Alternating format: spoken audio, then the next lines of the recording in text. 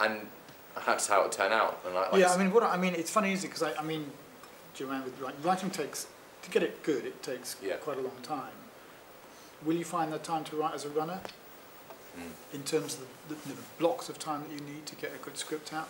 It's kind of, I sense it's kind of unlikely. Now, you might want to do editing. But what you're wanting to put your ideas on the screen in the way you want to see them. And it's probably more ideas which are driving you rather than, I want to be an editor and cut pictures. You're cutting pictures for the sake of getting your ideas on the screen, is what it sounds like to me. Rather than being an editor, I'm very happy to take this person's material and make the best of it I can to tell this story. Well, I enjoy that as well. Yeah, no, yeah, absolutely, I absolutely understand that. But it's sort of, I mean, this is something you need to, it's something you need to think about. And eventually it'll come clear. But these are the questions that you need to ask yourself is, you know, I mean, I can only talk my own experience, but Nick Park, he's ideas driven. You know, in his early days, he did everything himself, and it's quite hard even now to stop him doing everything himself. But he knows there are people that are better at doing elements of what needs to be done than he is. You know, when we first met him, he was at the film school, and he had a cameraman to do his camera work. He's never ever done his own camera work, for example. Lighting, he's always brought people in. He's done his own storyboarding. He's always used editors, and most of his work, he's always worked with another writer, at least. But he's got phenomenal ideas. So he's driven. He's simply driven by the ideas that he has, and then we surround him with, you know, the right people to get those ideas out and to make them as well as we can, and to manifest his vision. That's what drives him. And I think, well, is that what drives you? Absolutely. You know, if we said, right, show us what you've got in your notebooks, what have you written, what's in your head, because at the end of the day, you know, the best film to get done is whether it's a small team or a big team, you will want the best people at every stage you can bring to bear to manifest your vision. That's kind of what it's about. And you will learn that actually I'm great at doing this. I love doing this, but actually this guy's a damn sight better at it than I am. And that's why you get these specialisms. And I say it's a question to everybody. It's a point at which you think, what differentiates your filmmaking skill from those that are around you, that gives you, in a way, your specialism?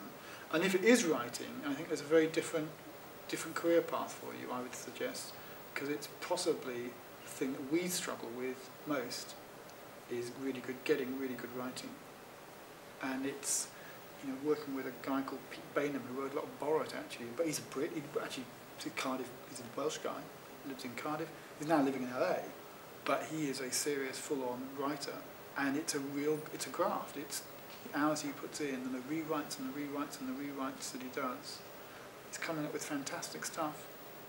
But, you know, by the time we get to the end of this piece that he's doing, it will have been rewritten.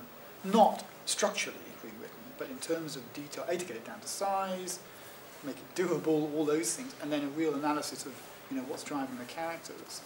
It's a colossal piece of work, and you certainly can't do that on a part-time basis at that level for sure. And then you see, and then it's going back to Jeff's question: where do you get those opportunities? Where are you best? Where do you look? You know, Jack Rosenthal's a wonderful example of a writer who cut his teeth writing Coronation Street. All about character, really serious, absolutely driven about character. He did however many years he did, and then came up with fantastic stories which were way away from that sort of scenario. But that's where he got his practice, and the constant weekly, what it was then 2 episodes a week, that you had to put out, character-driven stories. So that's what you have to think about: is what's your real passion? What really drives you, and what's going to make you stand out from that crowd? And where's the best place you can get the opportunity to exercise that passion? And in some senses, yeah, sorry.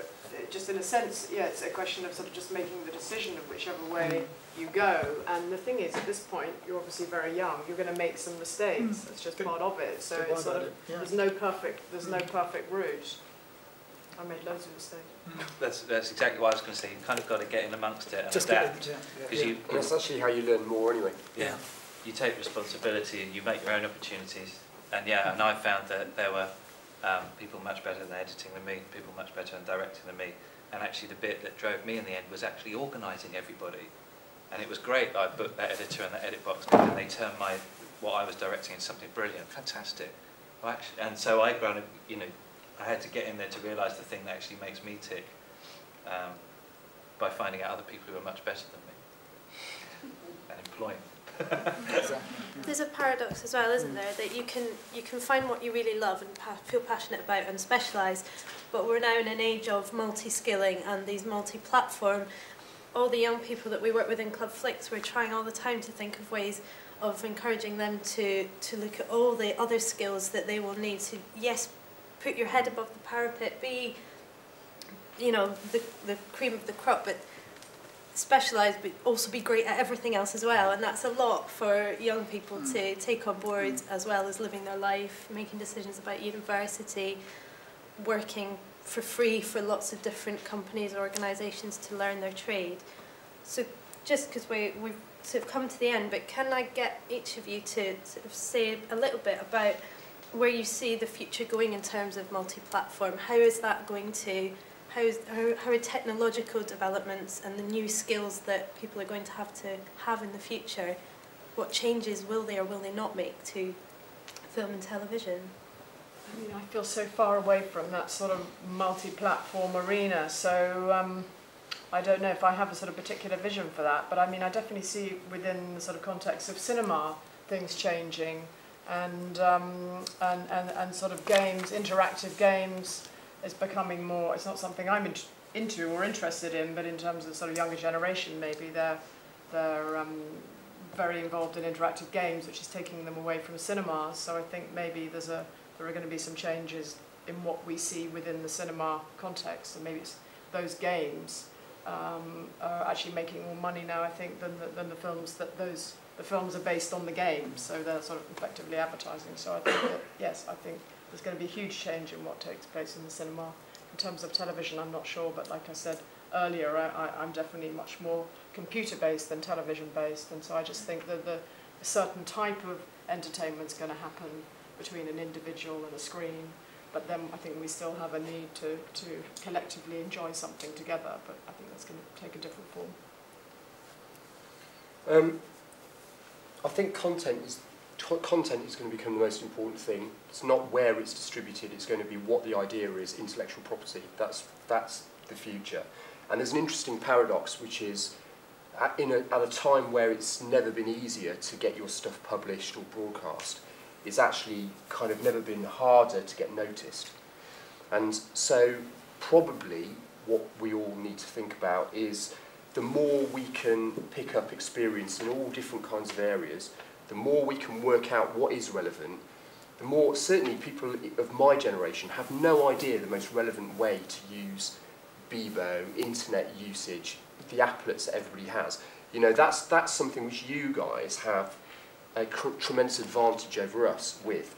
So if you can spend your time picking up the skills, picking up the vocabulary that you need to be able to communicate to people who do tell stories and have the experience to make things commercially viable, then actually it's going to be a fantastically exciting time. It really is. But the mistake is just to think that you can just get out there and do it without actually having to think about the context in which you're doing it and pick up all those skills. The best directors I've ever worked with are people that can talk to lighting and can talk to actors and can talk to makeup all at the same time, because they know exactly what they're talking about. And if you can pick up those skills, you'll do very, very well. I think that's right. I think, that term, was it content is king or something? I think, and we were talking about this earlier, what they call content aggregators. Basically, where do you go to see the great stuff? I mean, YouTube is full of garbage. 99.9% of YouTube is garbage. So how do you filter out to get to the stuff that is that much better or is great? And people really only want to see good stuff, and you really only want to make good stuff. And that hasn't changed for decades, really, fundamentally. And it's interesting, because I was thinking actually all the flack that Endemol got about Big Brother, it's character-driven stories in a live-action context.